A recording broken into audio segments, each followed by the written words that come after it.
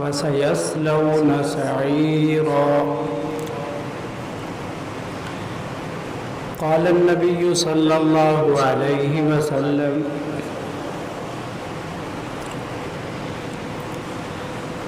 من تمسك بسنتي عند فساد أمتي فله أجر 100 شهيد. وقال رسول الله صلى الله عليه وسلم: من ذكر صاحب بدعة فقد أعان على هدم الإسلام. وقال رسول الله صلى الله عليه وسلم: وكل محدثة بدعة وكل بدعة ضلالة وفي رواية وكل ضلالة في النار. اللهم صل على سيدنا ومولانا محمد وعلى آل سيدنا ومولانا محمد وبارك وسلم. عزیزان مکرم، حاضرین محترم،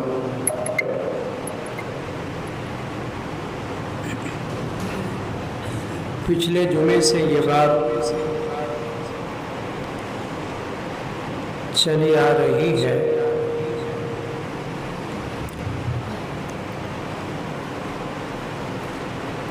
کہ اہل سنت والجماعت کا اس مسئلے پر اتفاق ہے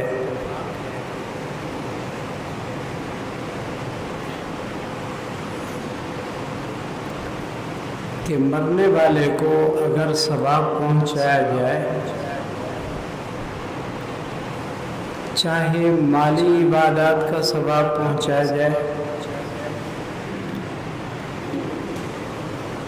یا چاہے بدنی عبادات کا ثواب پہنچایا جائے تو میت کو ثواب ملتا ہے۔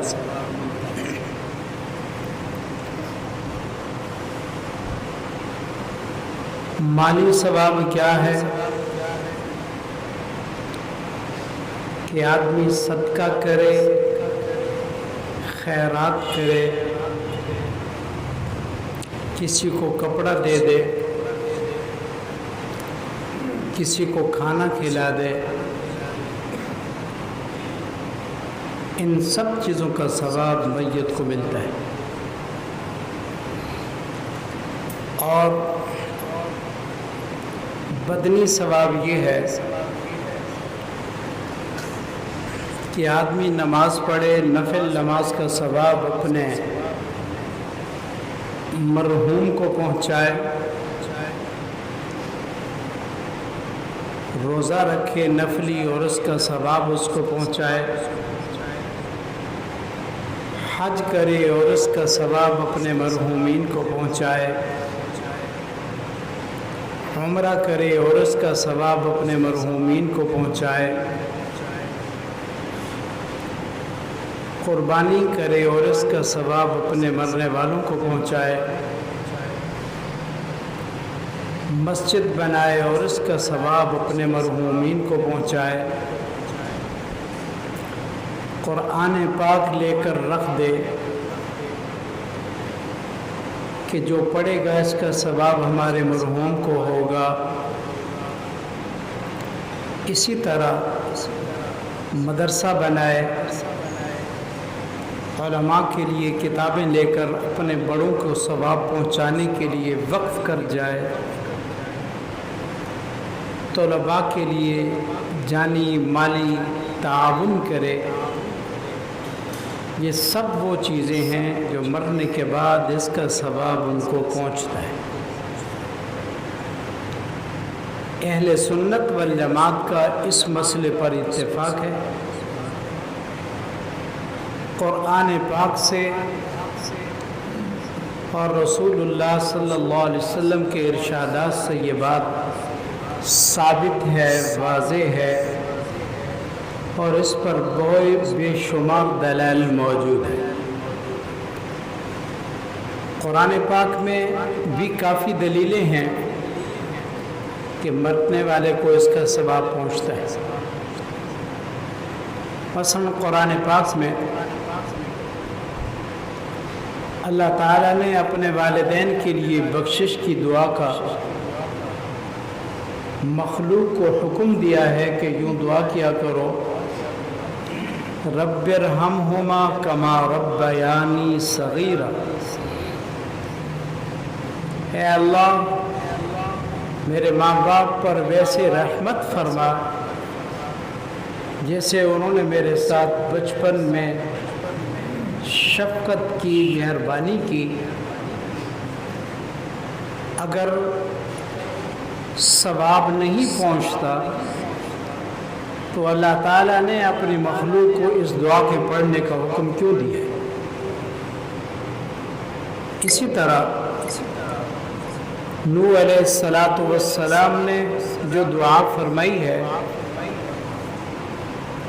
اس میں یہ دعا بھی اللہ تعالیٰ نے آپ کو بتلائی ہے۔ سورۃ نوح میں یہ ہے،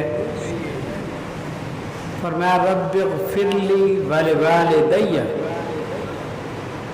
ولمن دخل بیتی مؤمنا وللمؤمنین والمؤمنات، یا اللہ مجھ کو معاف کر، میرے ماں باپ کو معاف کر، وَلِمَنْ دَخَلَ بَيْتِيَ مُؤْمِنًا وَلِلْمُؤْمِنِينَ وَالْمُؤْمِنَاتِ، جو مومن مرد یا عورتیں میرے گھر میں داخل ہوئے، اے اللہ ان کو معاف کر۔ اگر بخشش کی دعا کرنے سے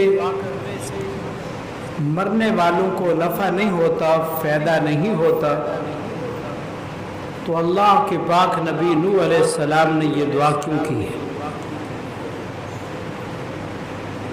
تیسری آیت ابراہیم خلیل اللہ علیہ السلام نے ان کو بھی یہ دعا اللہ نے سکھلائی، یہ دعا مانگی، ربنا اغفر لی ولوالدی وللمؤمنین یوم یقوم الحساب۔ اے اللہ مجھے معاف کر، میرے ماں باپ کو معاف کر، اور تمام مومنوں کو بخش دے جس دن کی قیامت یا حساب کا دن قائم ہو۔ تو اگر بخشش کی دعا مانگنے سے میت کو فائدہ نہیں ہوتا، مسلمان بخشا نہیں جاتا، تو یہ دعا اللہ تعالیٰ نے اپنے نبی کو کیوں سکھلائی اور بتائی ہے؟ اسی طرح ساری مخلوق کو اللہ نے یہ فرمایا کہ تم ان لوگوں کے لیے دعا کرو جو تم سے پہلے چلے گئے ہیں، ہم سے پہلے، انبیاء پہلے چلے گئے، شہداء چلے گئے، صحابہ چلے گئے، اہل بیت کرام چلے گئے، کتنے اور مسلمان ہم سے پہلے جا چکے ہیں۔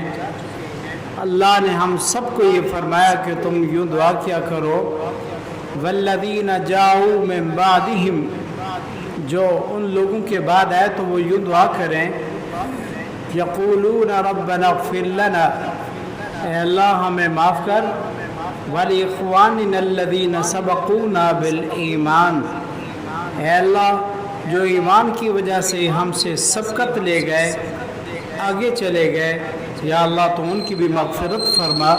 یہ دعا اللہ تعالیٰ نے ہمیں خود سکھائی ہے کہ تم ایسا کیا کرو۔ تو اگر ہماری دعا کرنے سے جو ہم سے پہلے لوگ چلے گئے فائدہ نہیں ہوتا، تو یہ دعا اللہ تعالیٰ نے اپنی مخلوق کو کیوں سکھائی ہے؟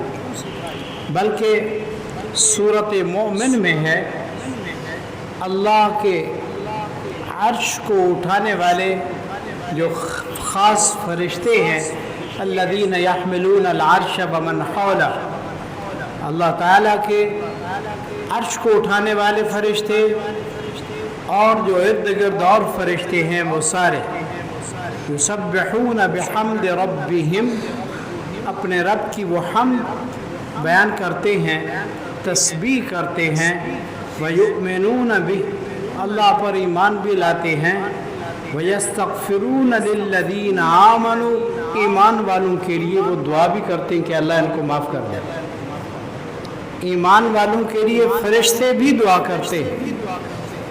تو اگر یہ ضروری نہیں کہ جو زندہ ہیں فرشتوں کی دعا ان کو پہنچے گی، جو دنیا سے جا چکے ہیں ایمان پر، اللہ تعالیٰ فرشتوں کی دعا سے ان کو بھی ثواب پہنچائے گا۔ اور وہ یوں بھی کہتے ہیں، فاغفر للذین تابوا، اے اللہ ان کو معاف کر جنہوں نے توبہ کی، واتبعوا سبیلک، تیرے راستے پر وہ چلے، وقہم عذاب الجحیم، اے اللہ ان کو جہنم کے عذاب سے بچا۔ صرف ان کو نہیں، ربنا، اے ہمارے رب، وادخلہم جنات عدن الذی وعدتہم، اے اللہ جس جنت کا تو نے ان سے وعدہ کیا ان کو بھی داخل کر، ومن صلح من آبائہم، جو ان کے نیک باپ دادا ہیں ان کو بھی داخل کر، وازواجہم، اور ان کی بیویوں کو بھی، وذریاتہم، اور ان کی اولاد کو بھی، ان کو بھی ساتھ بھی یہی معاملہ فرما، انک انت العزیز الحکیم، اے اللہ تو غالب ہے اور حکیم ہے، حکمت والا ہے۔ تو قرآن پاک کی کتنی آیات ہیں جس سے یہ بات واضح ہوتی ہے کہ مرنے کے بعد انسان کو اگر کوئی بخشش کی دعا کرے تو اس دعا کرنے والے کی دعا کی وجہ سے مرنے والے کی بخشش ہو جاتی ہے۔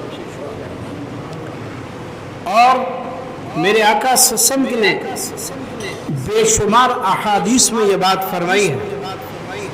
میرے آقا نے فرمایا، میری امت مرحومہ، میری امت مرحومہ ہے۔ اور ایک اور حدیث میں ہے کہ میری امت، اللہ اکبر، میرے آقا حضرت انس رضی اللہ راوی ہیں، میرے آقا نے فرمایا امتی امت مرحومہ، میری امت مرحوم امت ہے، یعنی اللہ کی اس پر رحمت ہوتی ہے، ہم خوش قسمت ہیں، حضور کے امتی ہیں۔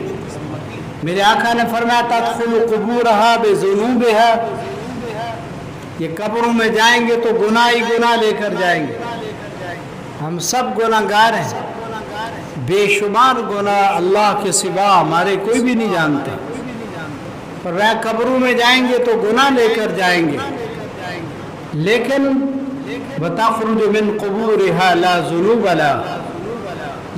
ذُنُوبَ عَلَيْهَا، میری امت مرحومہ جب قبروں سے نکلے گی تو کوئی گناہ ان پر نہیں ہوگا، حالانکہ گئے تھے تو قبروں میں گناہ ہی گناہ تھے، جب قبروں سے نکلیں گے قیامت کے قریب قبروں سے نکلیں گے، کیا شک ہے، لا ذنوب علیہا، کوئی گناہ نہیں ہوگا۔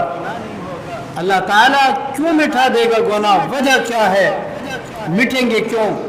فرمایا یمحص عنہا باستغفار المؤمنین لہا، مومن ایک دوسرے کے لیے دعا کرتے ہیں، مومن بخشش مانگتے ہیں، نماز کے لیے بھی تو ہم جب آتے ہیں تو نماز میں بھی بخشش کی دعا اوروں کے لیے بھی مانگتے ہیں، اپنے لیے بھی مانگتے ہیں، تو فرمایا اس کی وجہ سے میری امت کے گناہ معاف ہوتے جائیں گے، جب قیامت کے دن آئیں گے تو ان پر کوئی گناہ نہیں ہوگا۔ اس سے کیا مسئلہ سمجھ آیا کہ پچھلے لوگ اگر اپنے مرنے والوں کے لیے بخشش کی دعا کریں تو دعا پہنچتی، صرف دعا نہیں پہنچتی بلکہ ان کے گناہ معاف بھی ہوتے ہیں، اور حدیث میں یہ بھی ہے کہ مرنے والے کی قبر میں اس کا درجہ بلند ہوا،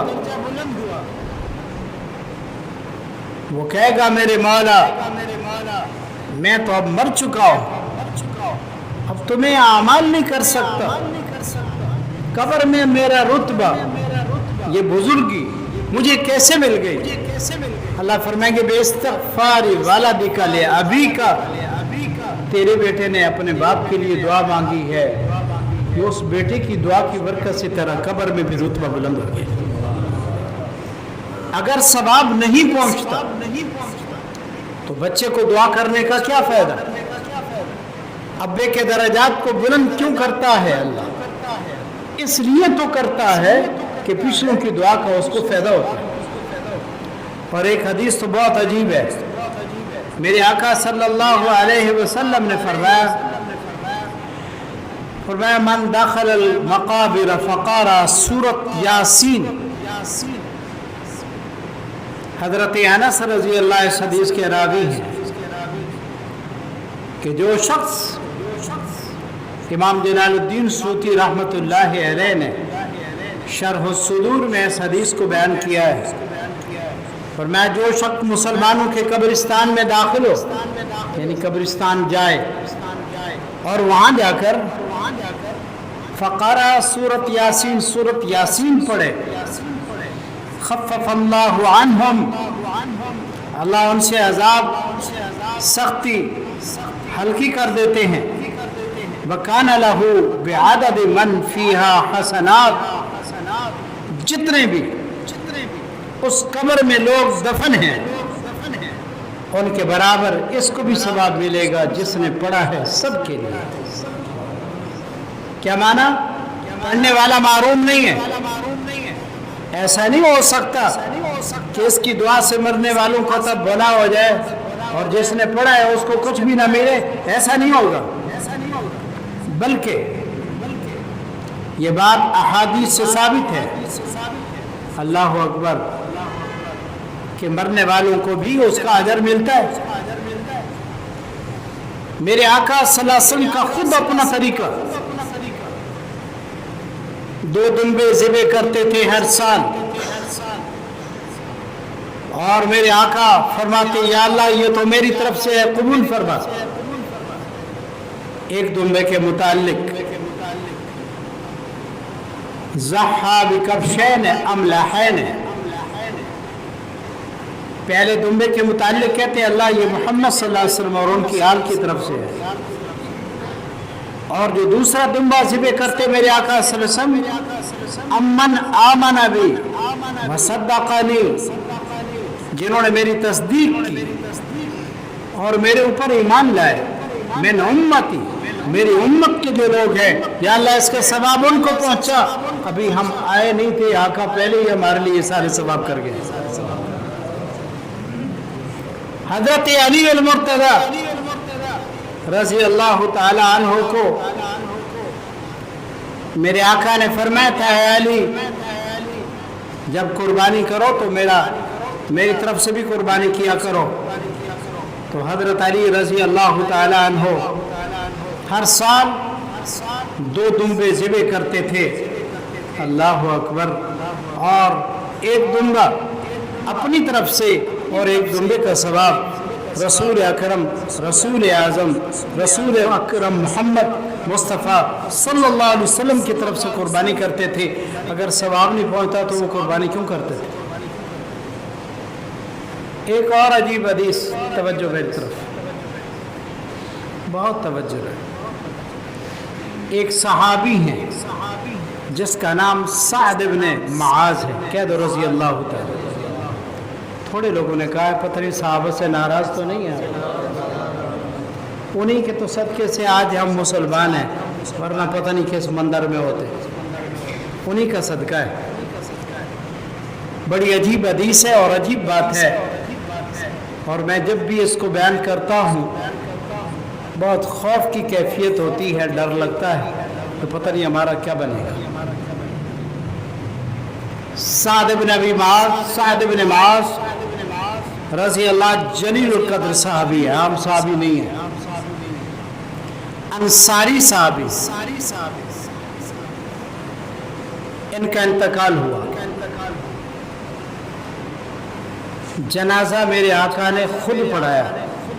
क्या कहा मैंने? जनाजा। इस सहाबी का जनाजा किसने पढ़ाया? और उनको कब्र में भी खुद रखा, बाबूजी आफी कब्री, जनाजा आका ने पढ़ाया और उस सहाबी को कब्र में रखा गया।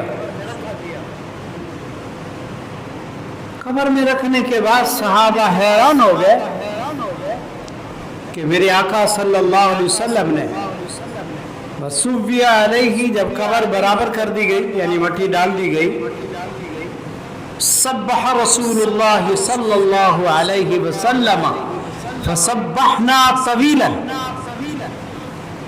हुजूर अकरम सल्लल्लाहु अलैहि वसल्लम ने तस्बीह पढ़नी शुरू की। हम खुद भी हैरान थे, तो हमने भी ज्यादा तस्बीह पढ़नी शुरू कर दी कि आका जो पढ़ रहे हैं सुबहान अल्लाह, हम भी पढ़ना शुरू कर दी। फरमाया फिर सुम्मा कब्बरा फकब्बरना, मेरे आका ने फरमाया अल्लाहु अकबर, अल्लाहु अकबर, तो कहते हैं हमने भी कहना शुरू कर दिया। लेकिन हैरान थे कि मदनी करीम सल्लल्लाहु अलैहि वसल्लम और लोगों को भी तो कितनी दफा दफन फरमा चुके हैं, लेकिन किसी के दफन करने के बाद या दफन होने के बाद जब उसको कब्र में रखा गया तो मेरे आका ने ऐसा कभी भी नहीं किया कि तस्बीह पढ़ी बुलंद आवाज से और तकबीर पढ़ी। सहाबा ने भी तस्बीह और तकबीर पढ़ी। सहाबा में ये खूबी थी कि अगर कोई नई बात देखते तो अर्ज कर देते थे कि अल्लाह के नबी क्या बात। अर्ज किया फ़क़ील या रसूल अल्लाह लिमा सब्बहता सुम्मा कब्बरता, हे अल्लाह के नबी क्या बात है कि आपने तस्बीह पढ़ी फिर तकबीर कही, ऐसा क्यों किया? तो मेरे आका सल्लल्लाहु अलैहि वसल्लम ने फरमाया फ़क़ाल लक़द तग़ायक़ु अला हाज़ल अब्द सालिह कब्रु, फरमाया इस नेक बंदे की कब्र तंग हो गई थी, इस पर कब्र तंग हो गई, यानी कब्र ने दबा दिया, कब्र तंग हो गई। और हत्ता फर्रजल्लाहु अन्हु, अल्लाह ने कब्र को खोल दिया। वो सहाबी रसूल है, साद इब्न मुआज़ नाम है, जनाजा आका ने पढ़ाया, कब्र में रखते वक्त आका भी शरीक है, लेकिन कब्र ने दबा दिया। और फिर अल्लाह ताला ने उसकी कब्र को खोल दिया। और हजरत अब्दुल्लाह इब्न उमर रजी अल्लाह इस सहाबी के मुताल्लिक अजीब अल्फाज नकल करते हैं। फरमाते हैं हजरत अब्दुल्लाह इब्न उमर, ये नसाई शरीफ की रिवायत है, फरमाते हैं क़ाला क़ाला क़ाला रसूलुल्लाह सल्लल्लाहु अलैहि वसल्लम।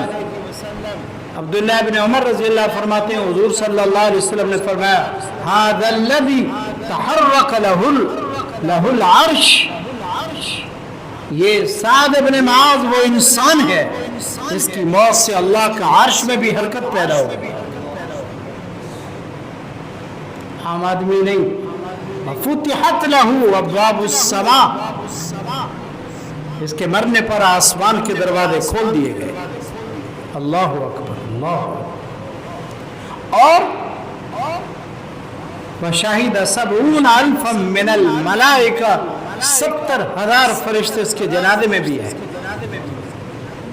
फिर तवज्जो करो,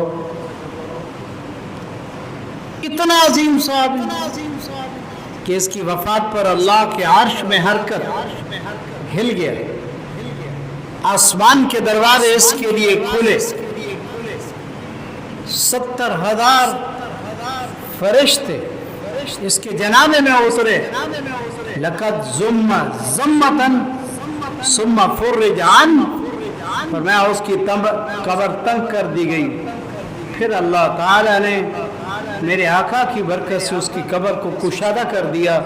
तो जब उस बड़े रुतबे वाले आदमी का ये हाल है, मेरा आपका क्या हाल होगा? इससे तवज्जो मेरी तरफ, इससे बात समझ आई कि कब्र तंग हो जाती है, कब्र लोगों को दबा भी देती है, लेकिन ऊपर खड़े हुए लोग मुसलमान, उसके दोस्त अहबाब, अगर उसके लिए अल्लाह का जिक्र करें, तस्बीह पढ़ें, तकबीर पढ़ें, अल्लाह के नाम को याद करें, तो इनकी बरकत से अजाब भी हट जाता है, कब्र भी खुल जाती है। कितना आसान अमल है कि आदमी कब्रिस्तान से गुजरे तो पढ़ता हुआ जाए। उसका तरीका उलमा ने लिखा है, सूरत यासीन आती है तो पढ़े, नहीं तो 11 दफा कुल अल्लाह पढ़ ले। मुसलमानों को कुल अल्लाह तो आती है, अलहाकुमुत तकासुर पढ़ ले, फलक नास पढ़ ले, सूरतुल फातिहा पढ़ ले, जो चीज उसको आती है वो पढ़े। सुभान अल्लाह आता है वो कर ले, तकबीर आती है अल्लाह अकबर वो कर ले, कलमा आता है वो पढ़ ले, उसका सवाब अगर मुसलमानों को पहुंचा दे तो इसकी बरकत से अल्लाह रब्बुल इज़्ज़त तमाम कब्रिस्तान वालों को माफ़ भी कर देते हैं और इसको भी माफ़ कर देते हैं। मैं बारहा कहता रहता हूँ, खानका वालों, बेदर्दो जालमो, ये करीब कब्रिस्तान है, यहीं से गुजर कर अपने सौदे सलफ के लिए बाजार जाते हो, यहीं से गुजरते हो, अपने सफ़र का आगाज़ भी यहीं से करते हो, रोक नहीं सकते, चलो जुबान से कुछ पढ़ते हुए तो जाओ। क्यों मुसलमानों के साथ रहम नहीं करते हो, ज्यादती करते हो? अल्लाह के नेक बंदो, पढ़ो, सवाब पहुंचाना अल्लाह के इख्तियार में है, सवाब अल्लाह पहुंचाता है। और इस पर एक अजीब वाक़या नकल करता हूँ। हजरत मौलाना रशीद अहमद गंगोही कहते रहमतुल्लाह अलैह, उनकी खानका में पानी का एक घड़ा नया किसी ने रखा और उसके साथ मिट्टी का प्याला भी रखा। गालिबन मौलाना कासिम नानोतवी रहमहुल्लाह ताला ज़ुहर की नमाज से पहले पानी पिया तो पानी का ज़ायका कड़वा था। हैरान हो गए کہ اس کنویں کا پانی تو کڑوا نہیں ہوا کرتا تھا، یہ کڑوا کیوں ہے؟ حضرت مولانا رشید احمد گنگوئی رحمۃ اللہ علیہ سے عرض کیا کہ پانی کڑوا ہے، اور بھی ساتھیوں نے پانی پیا تو واقعتاً پانی کا ذائقہ کڑوا تھا۔ فرمایا ہمارے تو کنویں کا پانی کڑوا نہیں ہے، پتہ نہیں کڑوا کیوں ہو گیا۔ نماز ظہر کا وقت ہو گیا، نماز پڑھی گئی، اس کے بعد حضرت مولانا رشید احمد گنگوئی رحمۃ اللہ نے فرمایا وہ پانی کا پیالہ پانی بھر کر ادھر رکھو۔ کچھ دیر اللہ کا ذکر کیا، آپ نے بھی، آپ کے ساتھ والے ساتھیوں نے بھی، فرمایا آپ پانی پیو۔ پانی پیا تو پانی کا ذائقہ ٹھیک تھا، سبحان اللہ۔ پھر خود حضرت نے فرمایا اس کی وجہ یہ ہے کہ اس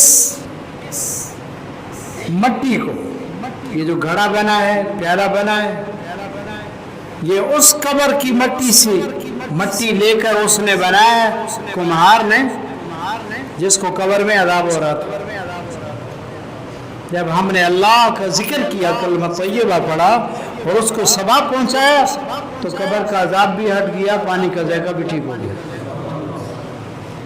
صحابی رسول جس کا میں نے ابھی ذکر کیا، ان کے اوپر بھی میرے اللہ نے شفقت والے نبی کے دل میں ڈالا، تو آپ نے تسبیح پڑھی، تکبیر پڑھی، تو اللہ تعالیٰ نے آپ کی قبر کی اس سختی کو، پکڑ کو اللہ نے نبی کی دعا کے صدقے سے دور فرما دیا۔ تو اگر ذکر اذکار کرنے سے، قرآن پڑھنے سے، دعا کرنے سے میت کو فائدہ نہیں ہوتا تو اس صحابی کی قبر کا یہ معاملہ کیوں حال ہوا؟ اس سے معلوم ہوتا ہے کہ مسلمان اگر کوئی پڑھ کر بخشے تو یقیناً اس کا ثواب اس میت کو پہنچتا ہے، درجے بلند ہوتے ہیں، اور اس کو احساس، اس کو بتا دیا جاتا ہے کہ تیرے لیے یہ ہدیہ بھیجا کس نے۔ سبحان اللہ، نہیں کہا مردے بولو تو صحیح، نام بتایا جاتا ہے، نام۔ یہ حدیث عجیب ہے۔ میرے آقا صلی اللہ علیہ وسلم نے فرمایا جب مومن فوت ہوتا ہے وہ انتظار میں ہوتا ہے کہ میرے لیے کوئی پڑھے من ابن و امن و اخن اور صدیقن، کہ میری ماں، میرا ابا، میرا دوست، کوئی تو میرے لیے کچھ پڑھے۔ فرمایا جب یہ پڑھ کر اس کو ثواب پہنچاتے ہیں تو اللہ پہاڑوں کے برابر اس کو ثواب دیتے ہیں۔ اور حدیث کے الفاظ بتاتے ہیں کہ وہ منتظر ہوتا ہے، انتظار میں ہوتا ہے کہ کوئی تو پڑھے، اور ہم پڑھتے نہیں۔ بے شمار احادیث، بے شمار قرآن پاک کی آیات اس مسئلے پر دلالت کرتی ہیں کہ اگر کوئی پڑھے اور اس کا ثواب میت کو پہنچائے تو یقیناً سب کو ثواب پہنچتا ہے۔ اب میں تھوڑی سی بات اس کو مزید کھولتا ہوں، لیکن سب کی توجہ رہے تو بات کو سمجھیں گے۔ میں خوب سمجھتا ہوں کہ ہم رسم و رواج میں اتنا غرق ہو گئے ہیں، اتنا اللہ کو ناراض کر چکے ہیں، ہماری عقلوں پہ پردہ آ گیا ہے کہ صحیح بات سمجھ میں بھی نہیں آتی اور صحیح طریقے پر خیرات بھی نہیں کرتے۔ میت کو ثواب پہنچتا ہے، اس کے لیے کچھ شرائط ہیں، شرائط۔ اگر ان شرطوں کا خیال نہ کیا جائے تو میت کو کوئی ثواب نہیں، اور جس نے یہ حرکت کی ہے، یہ کھانے پینے کا پروگرام کر کے لوگوں کو جمع کیا ہے، خود یہ بھی پکڑا جائے گا، عذاب میں مبتلا ہوگا۔ پہلی شرط یہ ہے کہ سب کا خیرات جو کیا جائے، اس سے پہلے ایک بات سمجھ لو، پھر میں سب کا خیرات کی بات کرتا ہوں۔ ثواب زندوں کو بھی پہنچانا جائز ہے۔ کیا کہا میں نے؟ سارے بولو، زندوں کو بھی ثواب پہنچانا، ایصال ثواب، مردوں کو بھی جائز، اور خود آقا دو عالم، سرور دو عالم، رہبر دو عالم صلی اللہ علیہ وسلم کو ثواب پہنچانا بھی بالکل جائز ہے، بلکہ آقا نے خود امت کو بتایا۔ اگر کوئی کہے زندوں کو کیسے ثواب، تو جو حضرات جنازہ پڑھتے ہیں ان سے پوچھتا ہوں کہ آپ جنازے میں یہ دعا پڑھتے ہو؟ اللہم اغفر لحینا و میتنا، بولو پڑھتے ہو؟ یہ سارے نہیں بول رہے، بھی جنازے میں یہ دعا پڑھتے ہو؟ تو اس کا معنی کیا ہے؟ اللہ ہمارے زندوں کو بخش و میتنا، ہمارے مردوں کو بخش۔ تو اگر زندوں کو ثواب پہنچتا ہی نہیں تو یہ دعا کیوں پڑھتے ہو؟ اور حدیث میں بھی آتا ہے الاحیاء منہم والاموات، اللہ معاف کر، ہم میں جو زندہ ہیں ان کو بھی معاف کر، جو فوت ہو گئے ان کو بھی معاف کر۔ ثواب زندوں مردوں سب کو پہنچاؤ۔ اس لیے علماء نے لکھا ہے جب کچھ پڑھو ثواب کا ارادہ اور نیت کرو، بخل سے کام نہ لو، سب کی نیت کر لو کہ اللہ اس کا ثواب سب کو پہنچائے، تو ثواب سب کو پہنچتا ہے۔ بھئی سمجھ آ رہی بات؟ رسول اللہ صلی اللہ علیہ وسلم کو بھی ثواب پہنچاؤ۔ بہتر طریقہ یہ ہے کہ جب کچھ پڑھ چکو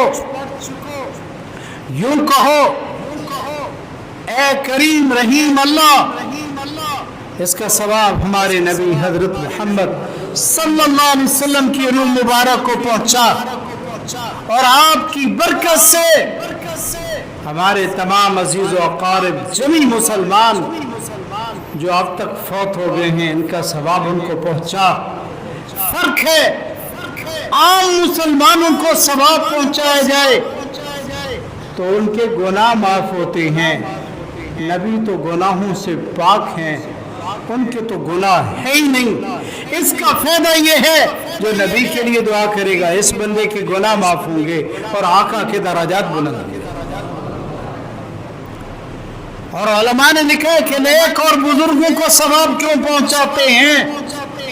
وہ تو پہلے ہی نیک ہیں، انبیاء، اولیاء، صحابہ، تابعین، ان کو ثواب پہنچانے کا کیا مقصد؟ فرمایا اس کا مقصد یہ ہے کہ ان کے ہم پر بڑے احسانات ہیں۔ نبی کے صدقے سے تو ہمیں قرآن ملا، نبی کی برکت سے ہم مسلمان، نبی کی برکت سے ہمیں ہدایت، سب کچھ انہی کے صدقے سے ملا۔ فرمایا جب آقا کے لیے دعا کرتے ہیں تو اس کا یہ معنی نہیں کہ میری دعا کی آقا کو ضرورت ہے، بلکہ یہ مطلب کہ ان کا مجھ پر بڑا احسان ہے، میں اتار نہیں سکتا، ان کے بڑے احسان ہیں، میں ان کے لیے یہ ثواب، یہ دعا بطور ہدیے کے پیش کرتا ہوں۔ علماء نے لکھا ہے نبی کے لیے دعا کرنا مغفرت کی یا آپ کو ایصال ثواب کرنا، یہ ہدیہ پیش کرنا ہے، یہ تحفہ پیش کرنا ہے۔ چھوٹا آدمی بڑے کو ہدیہ پیش کر سکتا ہے، کوئی گناہ نہیں۔ اس لیے مسلمانوں کو دعا بخشنے کے لیے، دعا کرنے کے لیے یہ طریقہ استعمال کرنا چاہیے۔ پھر بات سمجھ آ رہی ہے اللہ والوں؟ پڑھنے کے بعد یوں دعا کر دیا کرو۔ اور یہ بات بھی غلط ہے، ہمارے ہاں کہتے ہیں میں نے پڑھا، آپ نے پڑھا، میں تیرے ملک کی تھا ہوں، تیرے ملک کی تھا ہوں، مولوی نے ملک کی تھا، تو مولوی سارا ثواب ہی اپنی ماں کو بخش دے، تمہاری چھٹی کیا فراڈ ہے؟ اسلام تو یہ کہتا ہی نہیں کہ مولانا کی مہر لگواؤ، خود آتا ہے پڑھو، دعا کر لو۔ 1 کروڑ انسان کو اگر ثواب پہنچاؤ تو سب کو ملے گا، اتنوں کے برابر اس اکیلے کو بھی ملے گا۔ جب اللہ دینے میں بخل کمی نہیں کرتا، اللہ بخل سے پاک ہے، تو پھر تمہیں ثواب پہنچانے کی نیت میں بخل کیوں کرتے ہو؟ اب اگلی بات جو بہت اہم ہے، جس کو سمجھنا بڑا ضروری ہے کہ مرنے کے بعد یہ جو تیجا، ساتا، چالیسواں، جمعراتیں، کل، اور پھر سجکڑا کی روٹی، اور اللہ کرے گا 40 دنوں کے بعد کوئی اور بھی پھڑک جائے گا، ایک گھر میں مولانا رہ جائیں گے تو اتنے تک کوئی اور بھی دنیا سے چلا جائے گا. یہ سب چیزیں بدعات ہے. فقہ حنفی کے مطابق بھی یہ بدعات ہے، ناجائز ہے، اس کا ثواب میت کو نہیں ملتا. اور جو لوگوں کو جمع کیا جائے کہ سارے بزرگ جمع ہوں، مدرسے کے طلباء جمع ہوں، ثواب کے لیے قرآن خوانی کرو، پھر کھانا کھلا دو، اٹھاؤ فتاوی جات پوچھو علماء سے، بالکل ثواب نہیں ہوتا. مفت روٹی کھلا دو، ویسے قرآن پڑھوا لو، دعا کرا دو، اسی وقت پڑھا، اسی وقت کھانا کھلایا، انہوں نے آپ پر احسان کیا، آپ نے کھانا کھلا دیا، میت کو کچھ بھی نہیں ملے گا. توجہ، میت کو ثواب پہنچانے کی شریعت نے ترتیب رکھی ہے. اگر اس ترتیب سے ثواب پہنچایا جائے تو ثواب پہنچتا ہے. اگر اس ترتیب کے مطابق ثواب نہ ہو تو ثواب نہیں پہنچتا. یاد کرو گے نا انشاءاللہ؟ سارے بولو، یاد رکھو گے؟ میں خوب سمجھتا ہوں بدعات میں گھیر گئے ہیں.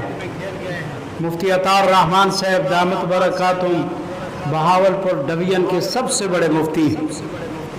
یہاں 2-3 جنازوں کے لیے آئے، بڑے ناراض ہو کر مجھے فرمانے لگے ان کو شرم نہیں آتی، جنازے مجھ سے پڑھواتے ہیں، رسمیں ساری غیروں جیسی کرتے ہیں، کام سارے سنت کے خلاف کرتے ہیں، جنازوں کے لیے ہمیں لے آتے ہیں، شرم آنی چاہیے ان کو، ایسا کیوں کرتے ہیں؟ میں بھی کہتا ہوں شرم آنی چاہیے. نبی کے طریقے کے مطابق کام کرو تو ثواب ملتا ہے، اگر آقا کا طریقہ چھوڑ دو ثواب نہیں ملتا. اب پہلی چیز کہ ایک آدمی فوت ہو گیا ہے، اس بندے کو ہم ثواب پہنچانا چاہتے ہیں، شریعت کا حکم ہے ثواب پہنچو، لیکن میرے آقا نے فرمایا سب سے پہلے تحقیق کرو کہ اس بندے نے کسی کا قرضہ تو نہیں دینا. توجہ ہے؟ اس نے کسی کا کیا نہیں دینا؟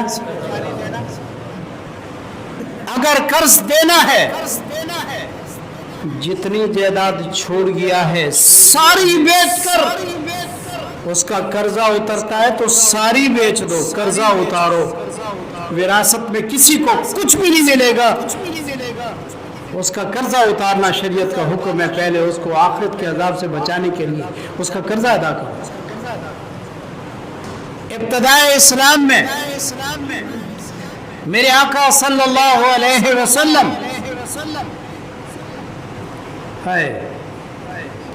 جنازے سے پہلے پوچھتے تھے کیا اس بندے نے کسی کا قرضہ دینا ہے؟ آج تھوڑی تھوڑی بات پر کر مکان بنا رہا ہے قرضہ، بچے کا ختنہ کرا رہا ہے قرضہ، اور یہ مینڈی کی رسمیں قرضہ، شادی ہے قرضہ، تھوڑی تھوڑی بات پر قرض اٹھاتا ہے. اسلام اس کو پسند نہیں کرتا. قرضہ نہیں اٹھانا چاہیے، بڑا عذاب ہے اس کا. دنیا سے صفائی کر کے جاؤ، کسی کا قرضہ آپ کے ذمہ نہ ہو. فرمایا میرے آقا صلی اللہ علیہ وسلم پوچھتے تھے کہ اس مرنے والے نے کسی کا قرضہ تو نہیں دینا؟ اگر کہا جاتا کہ جی ہاں حضرت اس نے قرضہ دینا ہے تو میرے آقا صلی اللہ علیہ وسلم فرماتے حل ترک لدینہ من قضا، کیا اس نے کچھ چھوڑا ہے کہ جس سے اس کا قرضہ اتر سکتا ہو؟ سونا ہے، چاندی ہے، مال ہے، کچھ چھوڑا ہے؟ اگر فین حدث انہو ترک وفان صلی علیہ، اگر لوگ کہتے جی ہاں حضرت اس نے قرضہ بھی دینا ہے اور اس نے مال بھی چھوڑا ہے، قرضہ اتر سکتا ہے، تو میرے آقا جنازہ پڑھ لیتے. وَإِلَّا قَالَ لِلْمُسْلِمِينَ صَلُّوا عَلَىٰ صَاحِبِكُمْ، اگر کہتے قرضہ دینا ہے، چھوڑا کچھ بھی نہیں قرضہ اتارنے کے لیے، تو میرے آقا مسلمان کو کہتے تم اپنے ساتھی کا جنازہ پڑھ لو. حضور جنازے نہیں پڑھتے تھے. ट्रैक्टर कर्जे का, गाड़ी कर्जे की, मकान कर्जे का, प्लाट सूद के। खुदा का क्या अज़ाब है हम पर, दीन से हम कितने दूर हो गए। ये थी इब्तिदा की कैफियत। बाद में उस रहमतुल लिल आलमीन नबी को जब अल्लाह ने फुतूहात बहुत अता फरमा दी और मुसलमानों के पास माल गनीमत काफ़ी आने लगा, तो फिर मेरे आका सल्लल्लाहु अलैहि वसल्लम फरमाते फ़क़ाल अना औला नास बिल मुमिनीन मिन अनफुसिहिम, मैं मोमिनों का उनकी जानों से भी ज़्यादा मैं करीब हूँ। तो मेरे आका ऐलान फरमाते जिसने जो फौत हो जाने के बाद कर्जा छोड़ा उसका कर्जा मेरे ज़िम्मे मैं अदा करूँगा, और जो कुछ वो जायदाद छोड़ गया है कि उनके वारसों की है, उनके कर्जे मेरे आका अदा करते हैं। कह दो सल्लल्लाहु अलैहि वसल्लम। अब कौन अदा करता है? कोई नहीं अदा करता। इसलिए अपना हिसाब बेबाक रखो, सादा खाना खा लो, भीख न मांगो, कर्जे ना उठाओ। और एक अजीब हदीस मेरे आका सल्लल्लाहु अलैहि वसल्लम ने फरमाया कि जो मोमिन फौत हो जाए और कर्जा देना हो, अल्लाह मेरे आका ने फरमाया उसकी जान कर्जे के साथ लगी रहती है। कब तक? जब तक कर्जा ना अदा कर दिया जाए उसकी जान अटकी रहती है, लगी रहती है। ये तिरमिज़ी की हदीस है। और एक हदीस में मेरे आका सल्लल्लाहु अलैहि वसल्लम सुबह की नमाज पढ़ाई जमात से, ला इलाहा इल्लल्लाह। सुबह की नमाज के बाद मेरे आका ने ऐलान किया कि ये बताओ फलाने कबीला के लोग मौजूद हैं? मिन हाहुना मिन रहतन, फलाना कबीला कौम बिरादरी के लोग मौजूद हैं? तो कहा जी मौजूद है। मेरे आका सल्लल्लाहु अलैहि वसल्लम ने साफ साफ फरमा दिया तुम्हारे कबीले का फलाना आदमी जो फौत हो गया है, कद इहतबसा अनिल जन्नत बिदैन, ये जन्नत से रोक दिया गया है कर्जे की वजह से, जन्नत में नहीं गया। फ़अम्मान तफ़दूहु मिन अज़ाबिल्लाहि व इम्मान तुस्लिमूहु। मेरे आका ने फरमाया अगर तुम्हारा जी चाहता है तो फिदिया देकर उसको छुड़ा लो, अगर जी चाहता है तो अल्लाह के अजाब के सपुर्द कर दो, तुम्हारी मर्जी। क्या माना? कि वरसा के जिम्मे है कि उसका कर्जा अदा करे। कर्जा तो पूछता ही कोई नहीं, अदा कौन करेगा? मैंने बताया कि अगर कुछ भी ना बचे, सबको अल्लाह के नाम पर उसको बेचकर सबको खर्च करके उस मरने वाले का कर्जा अदा करना, ये पहली जिम्मेदारी है। और ये पूछता ही कोई नहीं। देगे बजाते हैं, पता चले कि बाबे को बख्शवा दिया, ऐसे नहीं जान छूटेगी। और एक बात और, तवज्जो मेरी तरफ, नबी जैसा कोई पाक हो सकता है? सारे बोलो यार, सारे बोलो। नबी जैसा कोई पाक है? नबी से ज़्यादा कोई एहतियात करने वाला मौजूद है? कुछ लोग ऐसे थे है, मेरे आका ने वादा किया था कि अगर कुछ आ गया तो तुम्हें दूंगा। अल्लाह का हुक्म आ गया, मेरे आका दुनिया से तशरीफ ले गए, और वो कर्ज, वो वादा नहीं दे सके। तो जब अबू बकर, जाबिर रजी अल्लाह की रिवायत है, हुजूर सल्लल्लाहु अलैहि वसल्लम की वफ़ात पर सैयदना अबू बकर सिद्दीक ने ऐलान किया, फरमाया जिस शख्स का मेरे आका के ज़िम्मे कर्ज हो या हुजूर सल्लल्लाहु अलैहि वसल्लम ने किससे कुछ वादा किया हो कि मैं ये चीज़ तुम्हें दूंगा, तो फरमाया वो हमारे पास आ जाए, हम उसका कर्ज अदा करेंगे और मेरे आका के किए हुए वादों को पूरा करेंगे। तबक़ात कुबरा में इब्न साद ने लिखा है, कई आदमी आए, उन्होंने बताया कि मेरे आका ने इतना मुझको देने का वादा किया था, और बहरैन से माल आया तो अबू बकर सिद्दीक रज़ी अल्लाह अन्हु फरमा उठा लो, जिससे मेरे आका ने जितना वादा किया उठाते जाओ।